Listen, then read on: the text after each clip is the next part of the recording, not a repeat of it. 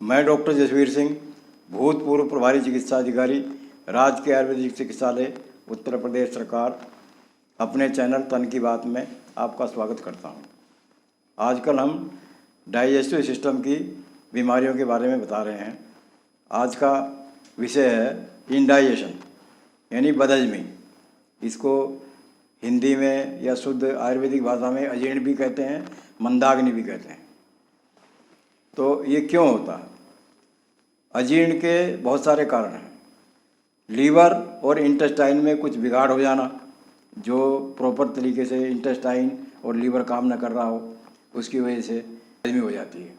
और ज़्यादा गरिष्ठ भोजन खाने से, चिंता करने से, भोजन जल्दी जल्दी करने से, यानी बिना चबाए भोजन करने से यह अजीर्ण पैदा होता है। कहा भी है कि चिंता जो है वो सभी बीमारियों की जननी है। इसलिए मानवता के 3 शत्रु हैं, हरी, वरी एंड करी। यानी भोजन करते समय आप जल्दी ना करें, चिंता ना करें और मिर्च मसालेदार भोजन ना करें। इसके अलावा विरुद्ध भोजन ना करें। विरुद्ध भोजन का मतलब ये है कि जैसे अभी आपने दही खा ली और तुरंत ही थोड़ी देर बाद दूध पी लिया, तो ये विरुद्ध भोजन है। विरुद्ध भोजन करेंगे तो अजीर्ण हो जाएगा। इसमें दही और दूध के लेने में 2 घंटे का गैप कम से कम रखना चाहिए। इसके अलावा जो आपने खाना खाया है और वो पचा नहीं, तुरंत आपने दूसरा खाना खा लिया, जिसको आयुर्वेद में अध्यसन कहते हैं। यानी खाना पहला पचा नहीं है, दूसरा खाना आपने खा लिया, तो उसकी वजह से भी इंडाइजेशन या अजीर्ण हो जाता है। तीनों दोषों के कुपित होने से अजीर्ण होता है, यानी वात पित्त कफ। जब तीनों दोष कुपित हो जाते हैं, समान मात्रा में नहीं रहते, तो भी अजीर्ण होता है।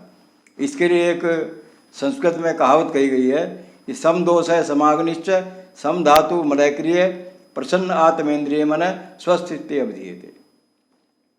यानी वात पित्त कफ जब तीनों दोष समान मात्रा में रहेंगे और हमारी अग्नि जो पाचन करती है वो समान मात्रा में रहेगी, धातुएं समान मात्रा में बनती रहेंगी और आत्मा, इंद्रियां और मन प्रसन्न होंगे, तो उस आदमी को हम स्वस्थ कह सकते हैं।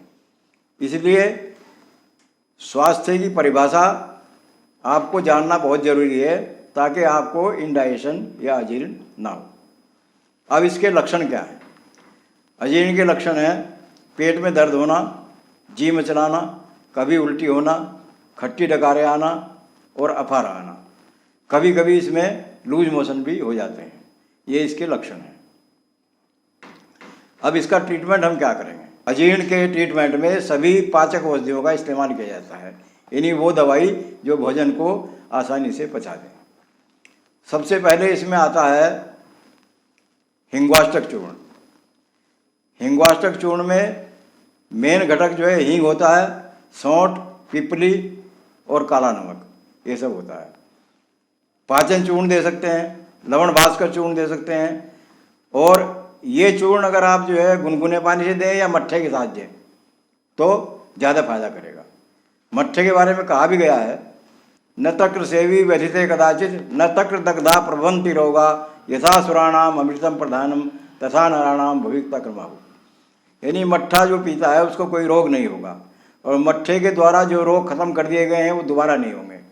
जैसे स्वर्ग लोक में देवताओं के लिए अमृत है, वैसे मृत्यु लोक में मनुष्यों के लिए मट्ठा है। तो जितनी भी पाचन की चीज़ें हैं, हिंगवाष्टक है, लवण भास्कर है, पाचन चूर्ण है, ये सब हम मट्ठे के साथ ले सकते हैं, जो कि बहुत जल्दी आराम करेगा। इसके अलावा कुछ और दवाइयाँ भी मॉडर्न पैटर्न पे फार्मेसी ने बनानी शुरू कर दी है, जैसे पचमीना सिरप है और राक्षासव है, महाशंख बटी है, शंख भस्म है। इन चीज़ों को लेने से भी इंडाइजेशन में आराम होता है। इंडाइजेशन के रोगी को मिर्च मसाले वाली और तली हुई चीज़ें नहीं खानी चाहिए। कोई बहुत गरिष्ठ भोजन नहीं करना चाहिए, जैसे राजमा है, छोले हैं, उड़द की दाल है, अरबी है, इस तरह की चीज़ नहीं खानी चाहिए। बहुत हल्का सुपाच्य भोजन करना चाहिए, जैसे दलिया है, खिचड़ी है, मूंग की दाल है, परवल है, लौकी है, तोरी है, इन चीज़ों का इस्तेमाल करना चाहिए। और चिंता और क्रोध से दूर रहना चाहिए। चिंता और क्रोध भी इसका एक कारण है। जितनी भी मेडिसिन हमने आपको बताई हैं, बिना चिकित्सक के परामर्श के कोई औषधि ना लें। आयुर्वेद की नई नई औषधियों के बारे में जानकारी प्राप्त करने के लिए आप मेरे चैनल तन की बात को सब्सक्राइब करें। आज के लिए बस इतना ही। फिर मिलेंगे नई जानकारियों के साथ।